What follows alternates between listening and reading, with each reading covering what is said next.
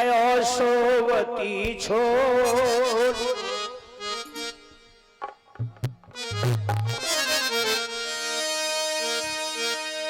कि धैला मोई गयो सोवती छोड़। ऐसे पति को कहा पतियारो, धैला मोई गयो सोवती छोड़। ऐसे पति को कहा पतियारो, धैला मोई गयो सोवती छोड़। ऐसे पति को कहा पतियारो, धैला मोई गयो सोवती छोड़। ऐसे पति को कहा पतियारो। ध्यान दीजिए, समझने की बात है। ये बोलता प्राणी आत्मा निकल गई, यम के दूत लेके जा रहे हैं।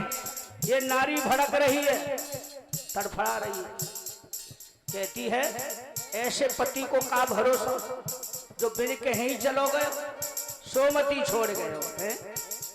ध्यान दीजिए, बोली बालापन से प्रीत लगाई, बालापन से प्रीत लगाई, बालापन से प्रीत लगाई, बालापन से प्रीत लगाई।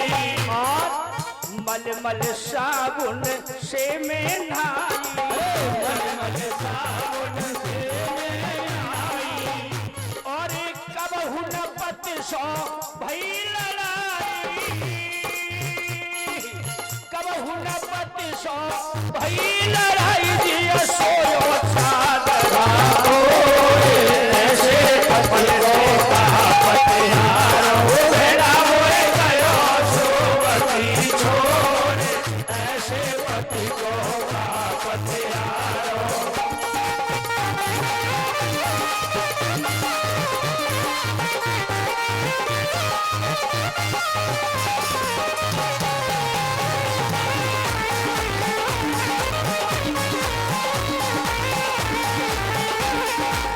कहती है बालापन से मैंने स्नेह किया, इसे प्रेम किया, मलमल के साबुन से नहाई।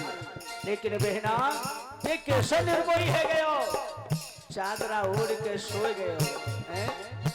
और बोली संग की मेरी सात सहेली, संग की मेरी सात सहेली, संग की मेरी सात सहेली, संग की मेरी सात सहेली। बहू छोड़ गई अलवेली, बहू छोड़ गई अलवेली। मैं तो रही गई बहन अकेली, मैं तो रही गई बहन अकेली। जिया गया लकड़िया तोड़े, ऐसे पति को कहा पतियारो, धैला मोई गयो सोवती छोड़। ऐसे पति को कहा पतियारो।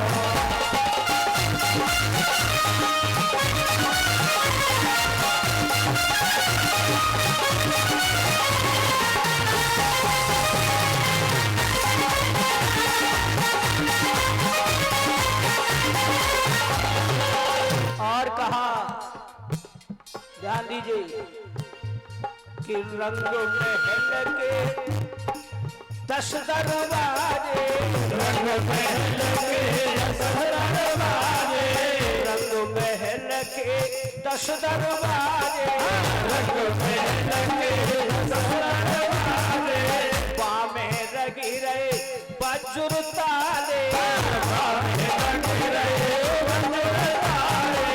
बाहर खड़े मेरे पहरे दीवारे, अरे बाहर खड़े मेरे पहरे दीवारे।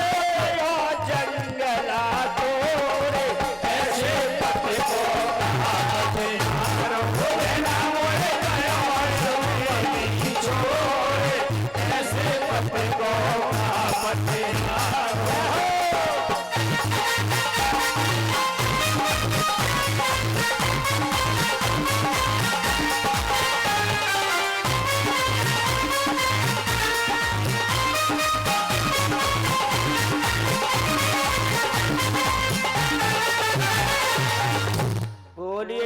वत्सल भगवान की, जोर से बोलो भागवत महापुराण की। हम तुम्हारी बात से सहमत नहीं। उस ग्वारिया के साथ जो बन बन गाय चराता है, लूट लूट के माखन खाता है, उसके साथ हम अपनी बहन का विवाह करेंगे? वो हमारी बराबरी का नहीं। विवाह वहां होगा जहां मैं चाहूंगा। ये रुकम ने अपने पिता से भरे दरबार में और भरी सभा में ये शब्द कहा, कृष्ण को ग्वारिया कहा और कहा, ऐ पिताश्री, उसको मैं अच्छी प्रकार से जानता हूं कि ग्वार गमार कहा, ग्वार गमार कहा वो जाने, ग्वार गमार कहा वो जाने, ग्वार गमार कहा वो जाने, छलिया चोर कहीं नहीं माने, छलिया चोर कहीं नहीं माने। और कहा, ऐसे का क्या भरोसा, एक ने जनो एक ने पालो, एक ने जनो एक ने पालो, एक ने जनो एक ने पालो, एक ने जनो एक ने पालो, भीतर महलो जियतन को कारो, भीतर महलो जियतन को कारो।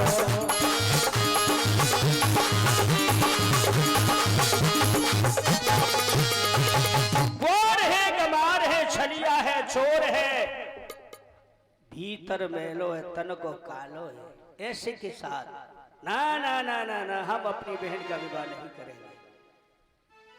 कहते हैं मेरे भाइयों, जब पुत्र पिता पे भारी पड़ जाए तो पिता को ही नर्मश होना पड़ता है कि अब तो ये अपनी पे आ गया, कहीं इज्जत पे भी हाथ न डाल। वो राजा भीष्म नर्वस हो गए और कहा कि बेटा, एक बार हमें अपनी मनपसंद बता दे तो हमें भी मन सबर होगा। तुम कृष्ण के साथ विवाह नहीं करना चाहते हो तो कहां करना चाहते हो? बोले, हे पिताश्री, हमने तो पहले से चुन लिया है, हमारी बहन का विवाह होगा तो चंदेरी के राजा शिशुपाल, दंभ घोष के बेटा, वो हमारी बराबरी के हैं, चक्रवर्ती है। ऐसा सुनकर के राजा भीष्म बोले, बेटा, अरे रुकम, जिस घर में तू मोहर धर के गयो, शिशुपाल की बहन को विवाह के लाया, अब बदले में अपनी बहन का विवाह अपने साले के साथ करना चाहता है। यह कहां की राजनीति है? ये कौन सा विधान है?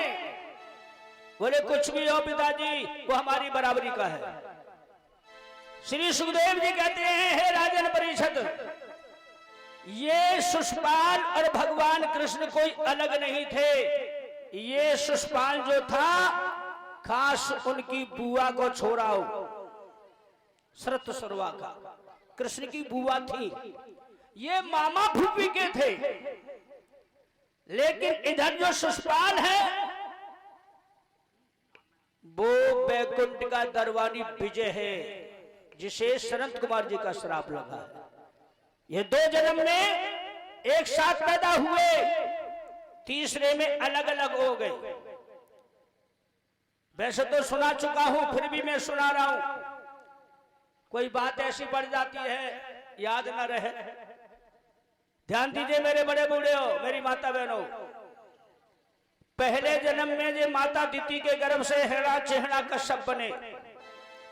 दूसरे जन्म में रावण कुंभकर्ण बनी है त्रेता में, और यहां द्वापर में आकर के कंस और शिशुपाल बने, लेकिन माता अलग अलग हो गई। ध्यान दीजिए, तो ये दोनों ही भगवान श्री कृष्ण के बैरी थे, दुश्मन थे, और उनसे इस तरह खनी रहती थी। लेकिन हे माता बहनों भाइयों, आज पत्र लिख करके उसने, रुकम ने,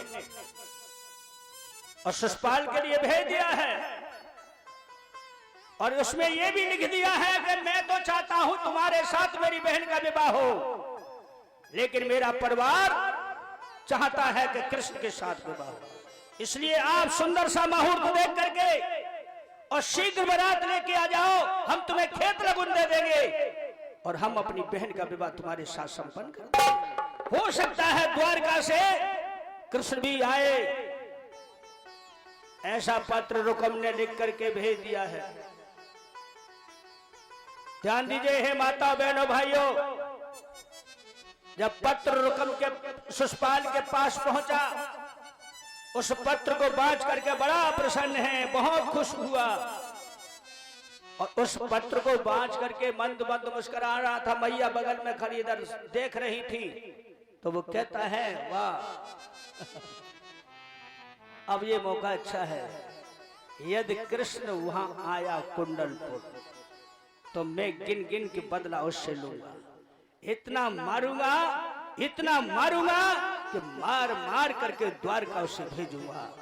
रुकम शिशुपाल कह रहा है, उस पत्र को पढ़ रहा है, उसकी माता सुन रही है।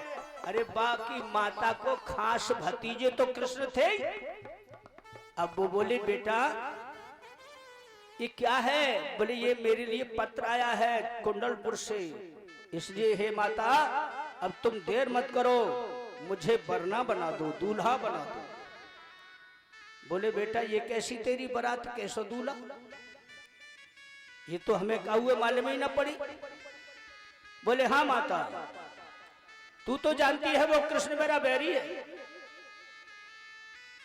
रुकम नहीं चाहते कि कृष्ण के साथ विवाह हो, इसलिए मेरे लिए पत्र भेज दिया है, मुझे जल्दी से शीघ्र दूल्हा बनाओ।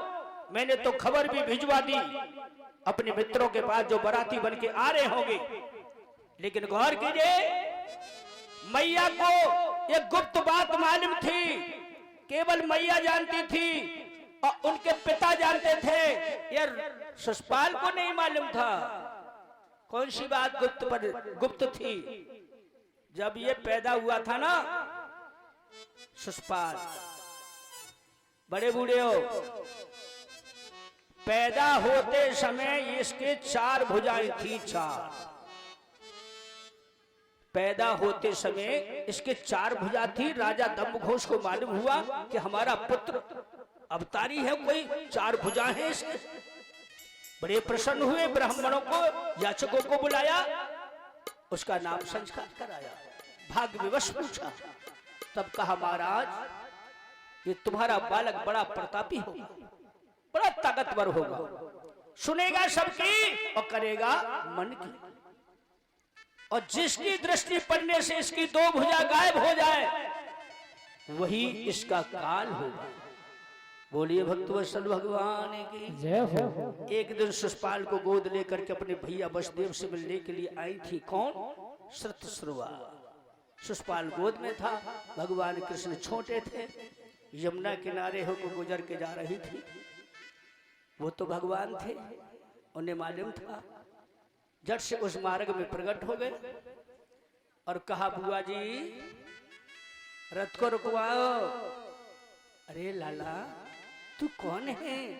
बोले मैं कृष्ण हूं, ग्वाला हूं, मुझे मालूम था तुम मथुरा जा रही हो।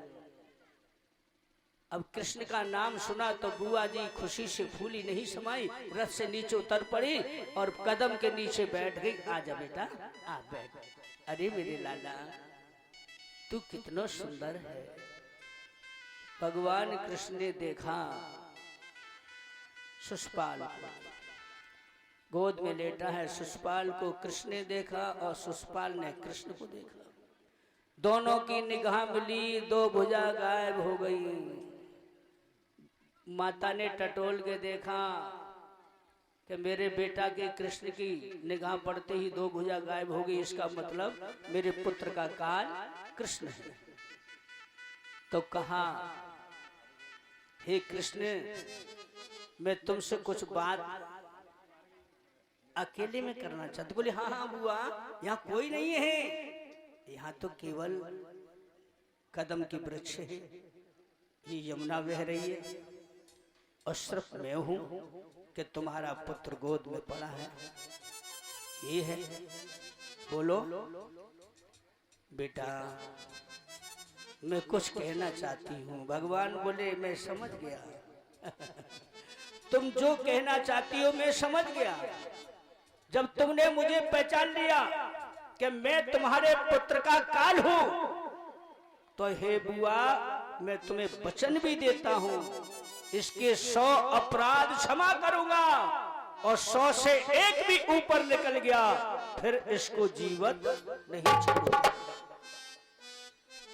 बोलिए बाल कृष्ण भगवान की जय। तो ये उसकी माता जानती थी और भगवान कृष्ण से बैर करके दूल्हा बन के जा रहा है। कहां?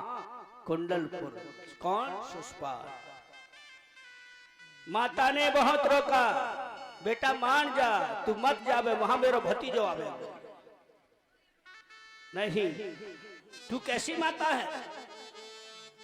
हर किसी पुत्र का विवाह होता है, माता कितनी प्रसन्न होती है, और तू मुझे रोक रही है। क्यों माता मुझको रोक रही? नहीं मानू बात तुम्हारी है। क्यों मैया मुझको रोक रही? नहीं मानू बात तुम्हारी है।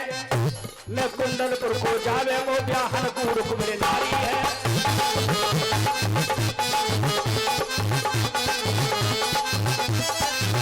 अरे मां, दुनिया में टीका वापिस कर मैं कैसे मुक्त दिलाऊंगा? यदि ग्वार का मारवा आया तो मैं उसको मार भगाऊंगा।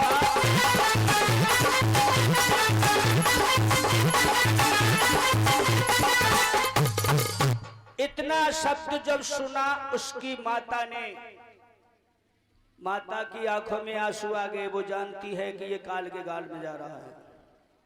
कोई भी माता, बेटा चाहे कैसा भी हो, लेकिन माता की आत्मा बड़ी कोमल होती है। एक नहीं मानी, शिशुपाल को समझाया, नहीं माना। वो तो शीघ्र रथ लेकर के चल पड़ा है और कहते हैं कि जैसे के साथ में बेस हो ही जावे। बाने वैसे ही अपने कुटल अज्ञानी बुलाए, खुद जैसा था। उसके बारात में जरासंध भी, क्योंकि जरासंध ने इसे गोद ले रखा था, उसको कोई संतान नहीं थी। अब ऐसे ऐसे जो भगवान कृष्ण से बैर मानते थे उनको ही साथ ये लेकर के चला। जैसे ही रथ पे सवार होने को हुआ, बल्ली पकड़ के पैजनी पे पांव धर के चढ़ो। पैजनी टूट गई, बल्ली छूट गई, नीचे गिर पड़ो और जल्दी से खड़ा हुआ शिशुपाल। कोई देख न ले, अचानक कोई गिर पड़े तो जल्दी खड़ा हो तू, ने देखो तो ना मुझे। लेकिन उसे जरासंध के घर से देख रही थी। बोले लाला जी, ए देवर इत्या। बोले क्या कहना चाहती, जल्दी कहो। बोले हम ये कहना चाहते हैं कि तुम्हारी माता ने तुम्हें बहुत समझाया कृष्ण के लिए, और कृष्ण को मैं भी जानती हूं, इसलिए ये भी अशगुन है जो तुम्हारी माता को सुबह से अशगुन हो गए और तुम्हारे हाथ से बल्ली छूट गई, धरती पे गिर पड़े, पैजनी टूट गई, ये भी अशगुन है। इसलिए यह मोहरे जो जबरदस्ती बांध लो ना कलगी, या उतार के धर दो, तुम मत जाओ। रुकम जल्दी, शिशुपाल जल्दी से रथ एकदम से सवार हो गया और कहा हट जाओ हमारे सामने। जब बोली लाला जी हमारी बात मानो तो अच्छे रहोगे, कि देवर मानो मत हट ठानो, तुम कुंडलपुर मत जाओ, रे ना मिले रुक्मिणी नारी। देवर मानो मत हट ठानो, तुम कुंडलपुर मत जाओ, रे ना मिले रुक्मिणी नारी।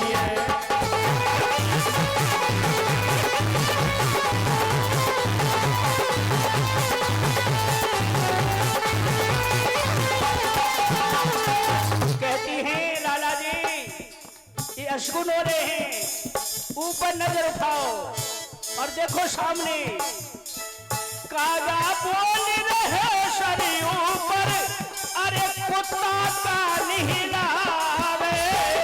कागा बोल रहे सरी ऊपर, कुत्ता का निहिलावे। सदनो कछी का तुम्हारे है रही, कुशल नहीं दिखलावे। अजीब कुशल नहीं दिखला, वहाँ मत जाइयो, घर पे ही रहियो, तुम कृष्ण सिखते न पाओगे। नाम ले रुक्मिणी नारी है देवर मानो, मत हटानो तुम कुंदनपुर मत जाओ रे। नाम ले रुक्मिणी नारी है। आज मेरे भाइयों, मेरी माता हो, मेरे बुजुर्गों, रुक्मिणी को कुछ नहीं पता है कि बारात कहां से आ रही है। रुक्मिणी तो ये जानती है कि मेरे मन मंदिर के स्वामी द्वारकाधीश आ रहे होंगे। आज रुक्मिणी को ये नहीं पता, लेकिन क्या हुआ है माता बहनों, मेरे भाइयों, रुकम नाराज हो गया इतनी सुन करके कृष्ण की बढ़ाई कर गई तो बोला, ओ भाभी न कछु की है जो, क्यों तुम गाल बजावे। ओ भाभी न कछु की है जो, क्यों तुम गाल बजावे।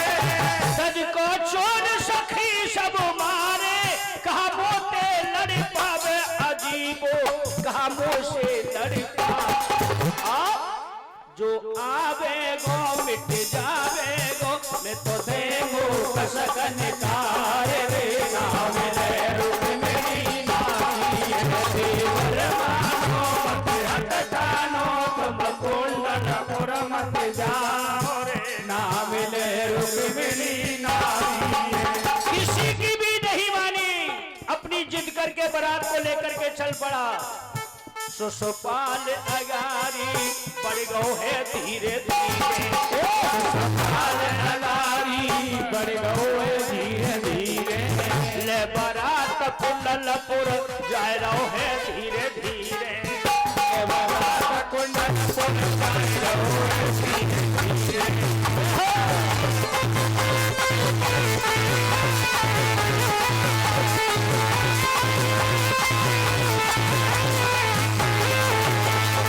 ध्यान दीजिए,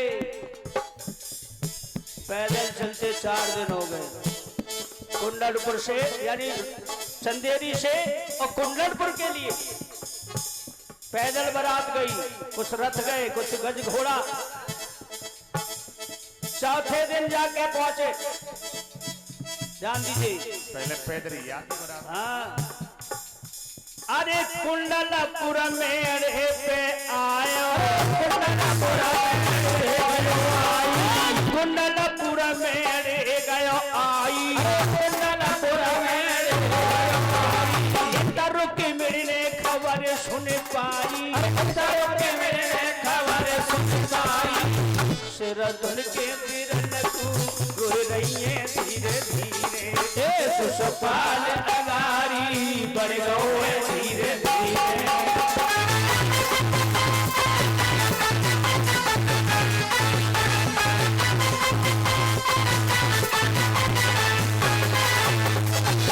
रुक्मिणी को यह मालूम हो गया कि मेरा भाई का शाला मुझे विवाहने के लिए बारात लेके कुंडलपुर के मेड़े पे आ गया। तो आज रुक्मिणी सखियों के बीच रो रही है और कन्हैया को याद कर रही है। हे मनमोहन, ये क्या हुआ? मेरा भाई मेरे लिए दुश्मन हो गया। अरे ओ भैया तने कहा बिचारो, ओ भैया तने कहा बिचारो। है सुसपाल खास तेरो सारो, है सुसपाल खास तेरो सारो। तेने बहना को फांसी दे दइए धीरे धीरे। है सुसपाल अगारी बढ़ गो है धीरे धीरे।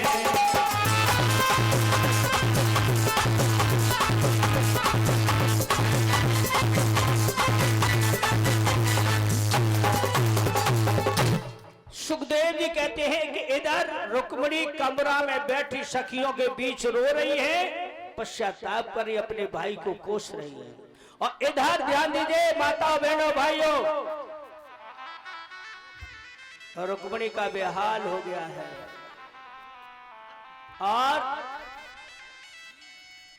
सब सखी समझा रही है बहना कोई बात नहीं, थोड़ी देर के लिए है। अरे बारात में चल रहे हो ना, तो ने कहा जो भींग होती तो हो तू यही तो चादना है चढ़ी रिया पे खाए गए। हाँ चिंता मत करो, मत बैठा नहीं जगह घिर जाएगी। बोलिए द्वारकाधीश भगवान की जय, बोलो रुक्मिणी मैया की जय। आज इधर में बाराती की तैयारी हो रही है और इधर रुक्मिणी जी रो रही हैं। सुनिए मेरी माता बहनों मेरे भाइयों, मोहरबान सुसपाल सुनो जब बाराती आयो,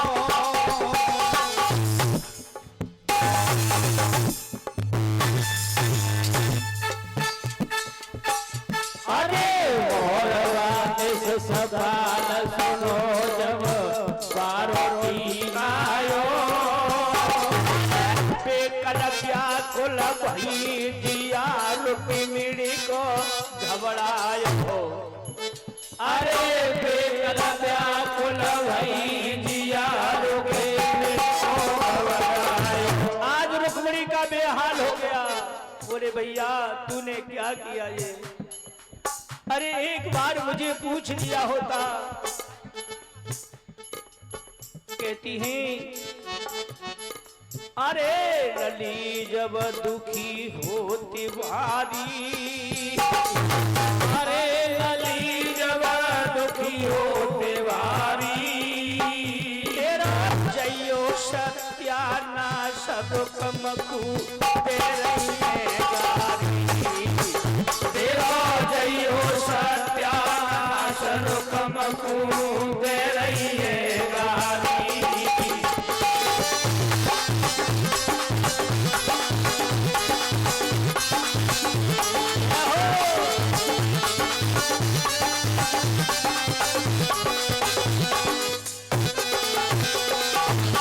नाना भांति अपने भाई को कोस रही है, रो रही है। सखी बोली बेना काय को रो रही है, इन आंसू ने पहुंच ले, रोबो धोबो छोड़, तेरे कर्म में लिखो है वही होगा। भूंजा कृष्ण। रुक्मिणी बोली ये बेना हो मर जाऊंगी। अरे नहीं सुसपाल को जाऊंगी, अरे नहीं सुसपाल को जाऊंगी, तेरा सारो है वो खास पति नहीं बाई बनाऊंगी, तेरा सारो है वो खास पति नहीं बाई बनाऊंगी। रुक्मिणी ने उसी क्षण जो बचपन की सहेली जेठ भर नहीं बोली बहना तेरे सिवा मेरा कोई नहीं है, तू मेरी बचपन की सखी है। बोली बहन मैं अब क्या कर सकती हूँ, तेरे भाई का हुक्म है। बोली बहन एक काम करने। बोले कहा अरे कलम ने कागज ले आइयो, अरे कलम ने कागज ले आइयो, मैं चिट्ठी लिखूं बनाई अकलिन का मोकू दे दियो, मैं चिट्ठी लिखूं बनाई अकलिन का मोकू दे दियो।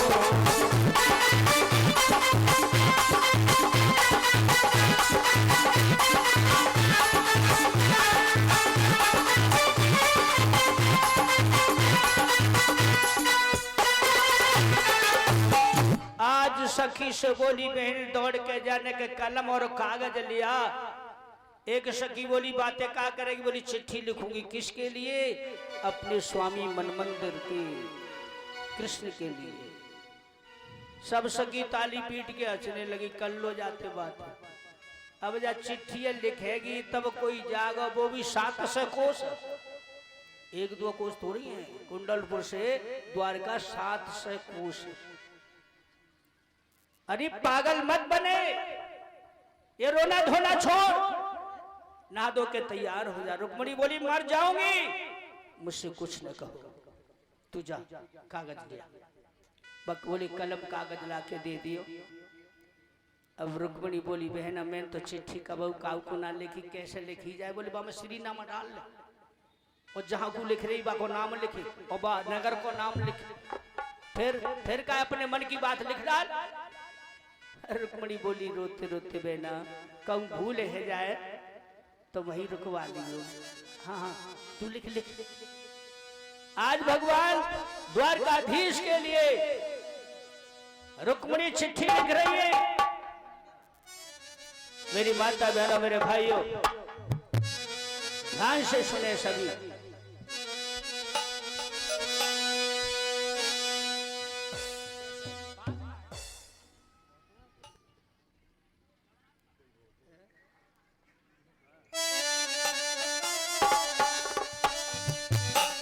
जिस समय भगवान को चिट्ठी लिखी जा रही है, द्वारकाधीश को भी मालूम हो गया। वहीं से देख रहे हैं दिव्य दृष्टि से, रुक्मिणी की आंखों से आंसुओं की धार लगी है। चारों तरफ उनकी सखी बैठी है कमरे में। अरे सीधी श्री शिवलाई लिखी,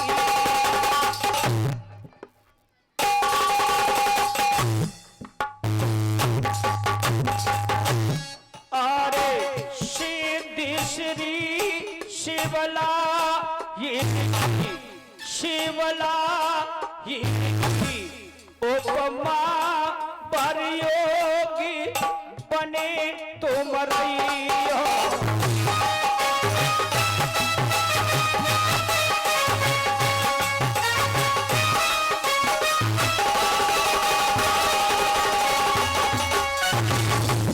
अरे सिद्धि श्री शिव लाई लिखी, शिव लाई लिखी, उपमा परयोगी बने तुम रहियो। और हम दीन गरीबी की, वो गरीबी की पति भंग न होई, लखे तुम रहियो।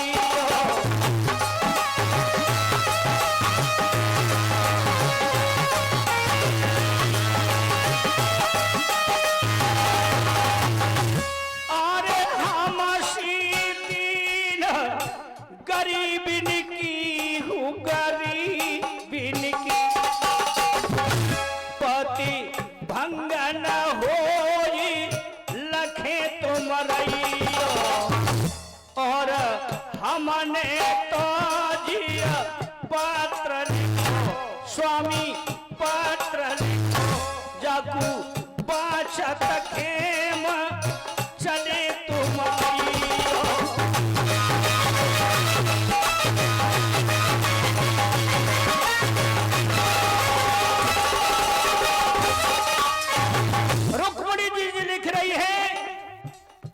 मेरा और आपका जन्म जन्म का रिश्ता है।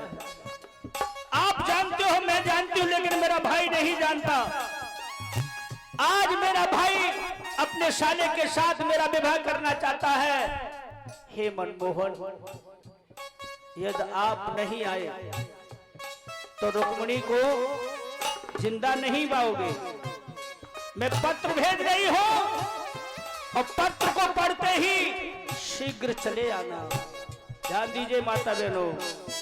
और लिख रही हैं, अरे भैया बेरी, ये कन्हैया, ये स्वामी, अरे भैया बेरी, अरे अरे मोकू मोहन है गयो जी। भैया मेरी साथी मोकू है गयो जी। मेरे दिलों में हमें मेरे मन में बदती नाई धीर रोई रोई गावे साथी लिख रही।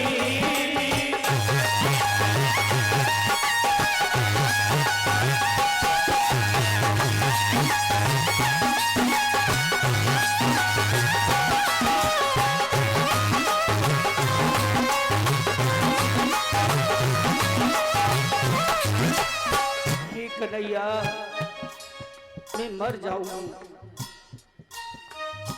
और जे मैं चिट्ठी भेज रही हूं इसे पढ़ते ही शीघ्र चले आना। और क्या लिखा है गौर कीजिए माता बहनों मेरे भाइयों बहनों और ध्यान दीजिएगा।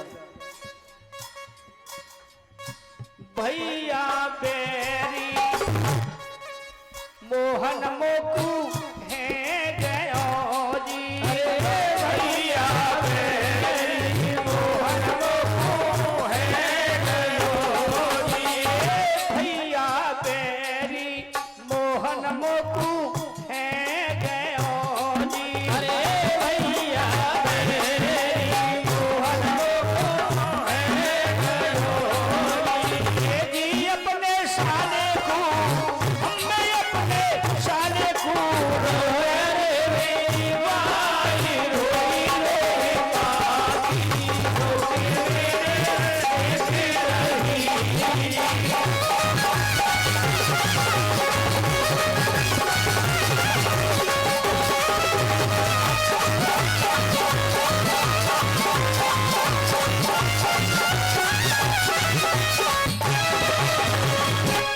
आज इस तरह रोते रोते चिट्ठी को लिखा और लिख दिया है चिट्ठी में। अंत में लास्ट कड़ी में कि मैं गिरजा पूजने के लिए नगर से बाहर बगीचे में जाऊंगी और आप रथ लेकर के वहीं आ जाए तो मेरी शीघ्र आपसे मुलाकात हो जाएगी। और यदि आप नहीं आए तो मुझे जीवित नहीं पाओगे। ऐसे चिट्ठी लिख करके बना के तैयार कर ली। अपनी सखी को भेज दिया, बहन जा तू पंडित जी को बुला ला। सब सखी हंस रही हैं, बोले देखो अब पंडित जी ये भेज रही है। 700 कोस पंडित जी जाएंगे तो उनका बारात जी नगर में बैठी रहेगी, आपस में सखी बातें कर रही हैं। लेकिन रुक्मिणी के भैंसे कोई कुछ नहीं कह पा रहे, क्योंकि जी उन तो सूदो नहीं कर बैठे। सब सखी हती प्यार की उनसे। बोली बेना जा जा जल्दी जा। हाँ हाँ जा रही हूँ।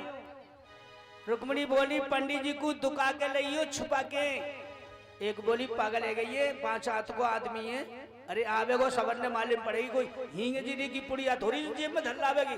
बोले चुप, कोई बात न करो। बोले ठीक है तो दी से सो करे। आज पंडित जी के पास पहुंची। उसने कहा पंडित जी बोले क्या बात है, हमारी बहन रुक्मिणी ने तुम्हें बुलाया है। बोले मैं वहां नहीं जाऊंगा, मुझे रुकम ने बुलाया, पहले दरवाजे पे जाऊंगा, बारोटी की तैयारी करेंगे। वो बोली पंडित जी बारोटी बाद में करियो, पहले हमारी बहन के पास चलो। पंडित जी समझ गए अवश्य कुछ न कुछ दाल में काला है। चल चल चल जल्दी चल। बोले पंडित जी पिछवाड़े के रास्ता से चलना है। आज पंडित जी जा रहे हैं रुक्मिणी के पास। रुक्मिणी का बेहाल है, गौर कीजिए और ध्यान दीजिए।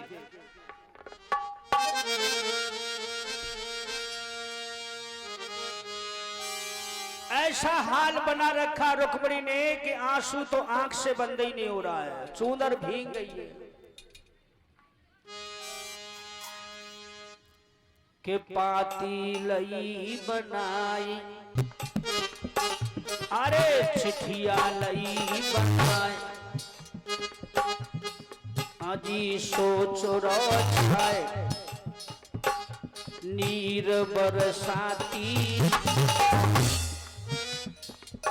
करे करे मोहन की याद रे फटी जाए या की छाती करे करे मोहन की याद रे फटी जाए या की छाती।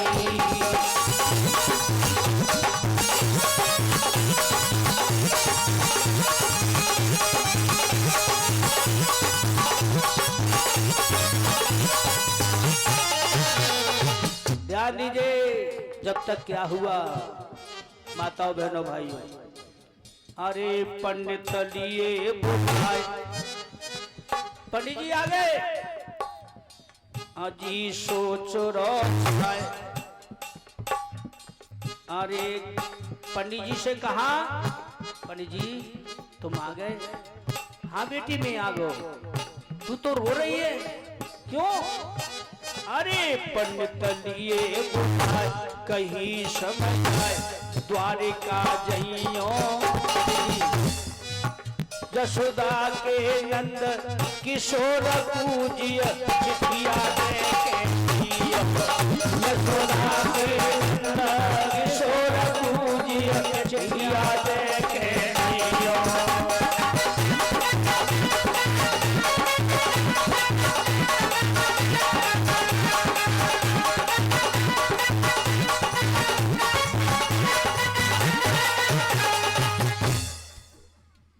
चिट्ठी को आगे बढ़ा दिया, वो भी आंसुओं से भीगी हुई। पागल जैसी हो गई है भगवान कृष्ण की याद।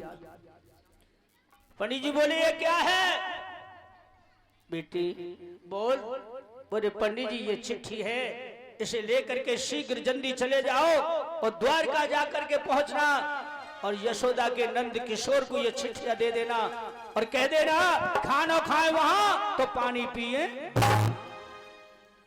पंडित जी ने जैसे ही द्वारिका को नाम सुनियो, सो पामन में ते हवा निकल गई, जैसे मोटरसाइकिल पंचर हो जाती है।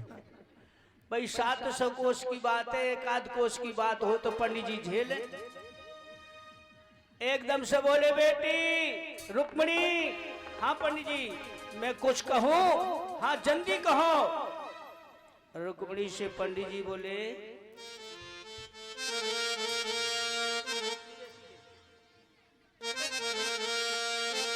आजी सुनकर पंडित रहे समझाई,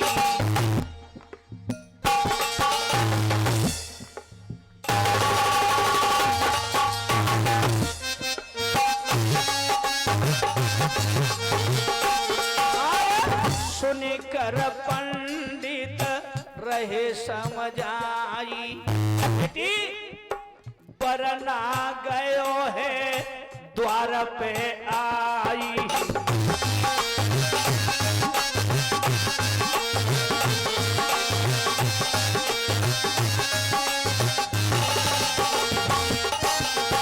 रुक्मिणी बारात नगर में आ गई है या चिट्ठी बिट्ठी के चक्कर छोड़। क्यों बेटी तू बादर पार है, क्यों बिटिया मेरी बादर पार है, क्यों भैया की लाली बात बिगाड़ है।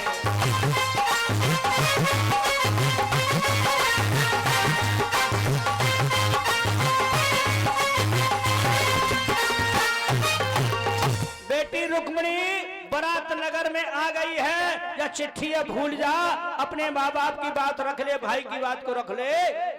रुक्मिणी बोली पंडित जी कान खोल करके सुनो, मैं पढ़ू तुम्हारे पामजी करो मत पंडित तेरी।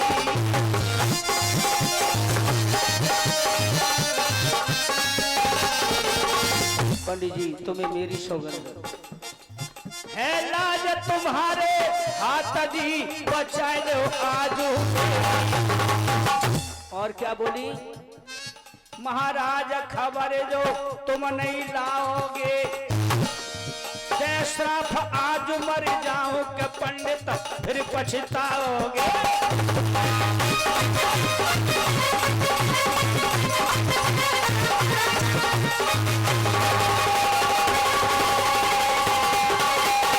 रुक्मणी ने पंडित जी से खुले शब्दों में बोल दिया, यदि तुम चिट्ठियां लेके नहीं गए पंडित जी मैं तो मरूंगी, पर तुम्हें श्राप दे के मरूंगी। पंडित जी की पीढ़ी कांप गई। रुक रुक बेटी रुक, मरे मत रुक। तो जल्दी जाओ। जा रहा हूं, जल्दी जाओ। और ऐसा करियो पंडित जी, कहूं रास्ता में बैठ मत जाइयो, काउते बता रही मत, और सीधे जाइयो द्वारका पहुंचियो, चिट्ठी दे दियो और कह दियो हमारी तरफ से कि खानो खाए वहां तो पानी पिए। पंडित जी बोले या कि कैसी कचर कचर जीव चल रही है, पर जना मालूम है कि जब पंडित को का हाल होगा 700 को से कैसे पहुंचेगा।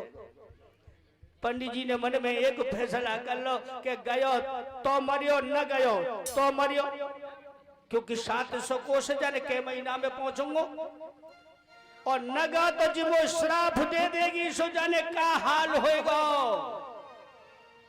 पंडित जी क्या सोच रहे हो? अरे जा रहा हूं। तो जल्दी जाओ पंडित जी। पंडित जी कैसे जा रहे भैया?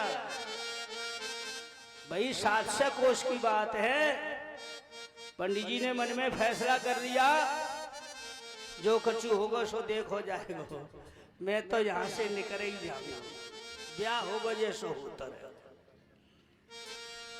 इतनी सुन के पंडित चल गए जी रब मेरा, ओ दाता मेरी जाने पूरी द्वारिका की कैसी मतवाई।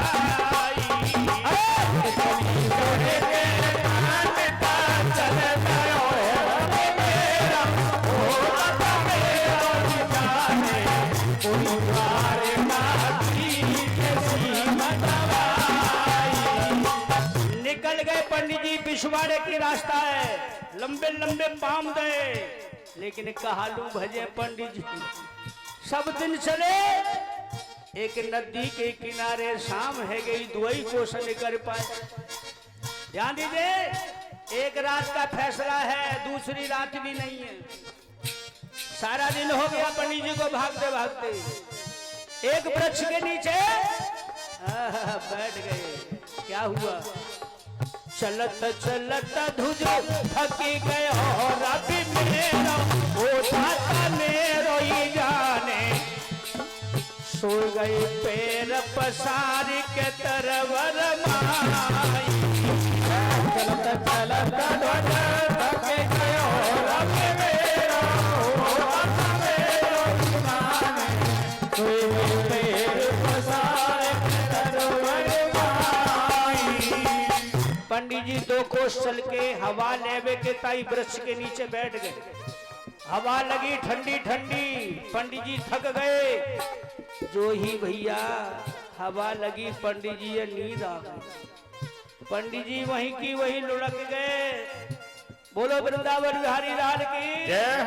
भगवान कन्हैया देख रहे, वाह पंडित जी वाह, तुमने तो ने कोई बात ना रुक्मिणी की रखी, तुम सोए गए। लेकिन बाप देखो कन्हैया की कृपा, लीलाधर भगवान ने माया फैलाई, लीला फैलाई। अब आगे तीरे सुनो चितलाई। लीलाधर भगवान ने माया फैलाई, लीला फैलाई। अब आगे तीरे सुनो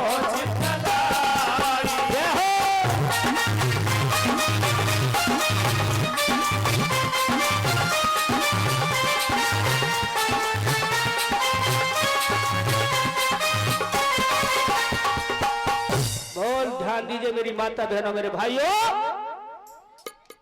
इधर पंडित जी तो सो गए, खर्राटे भर रहे बड़े बड़े, थक गए ना, 2 कोस चले, वो हारो थको आदमी जल्दी सो गए ना। भगवान ने क्या किया?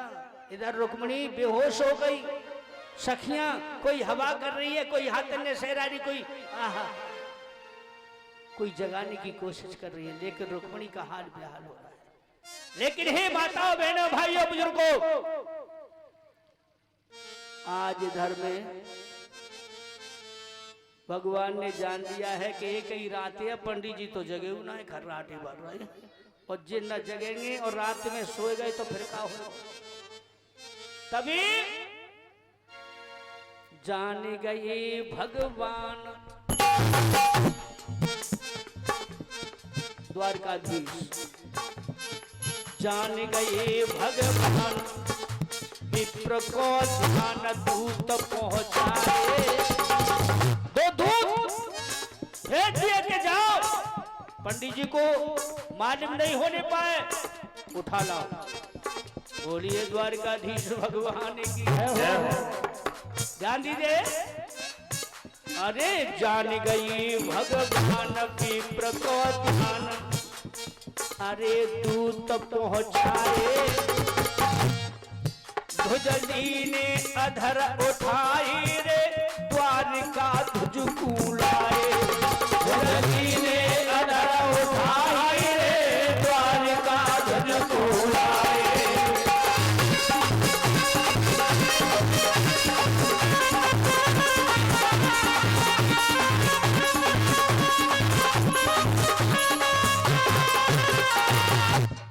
वाह कन्हैया वाह, जरा भी देर नहीं करी, दो दूत भेज दिए। सोते हुए पंडित जी को उठा लिया, पंडित जी की आंखें ना खुली, और द्वारका में भगवान कन्हैया के दरवाजे पे उन्हें आके फिर से सुला दिया। फिर वो नींद ना खुली। अब जैसे ही धरती में लेटे हैं, करवट दई पंडित जी ने, अरे एकदम करवट, एकदम करवट की नींद खुली, होश में आए। का सोयो कौन सी जगह रे, यहाँ को लेके आए।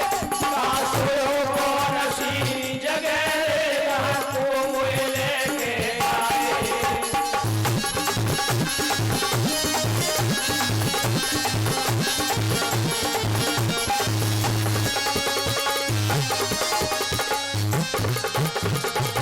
सुखदेव जी कहते हैं परीक्षित महाराज, जैसे ही पंडित जी की नींद खुली, अब तो भैया दिन छिपेगा और चमकने चमकने महल हीरा जमारात के।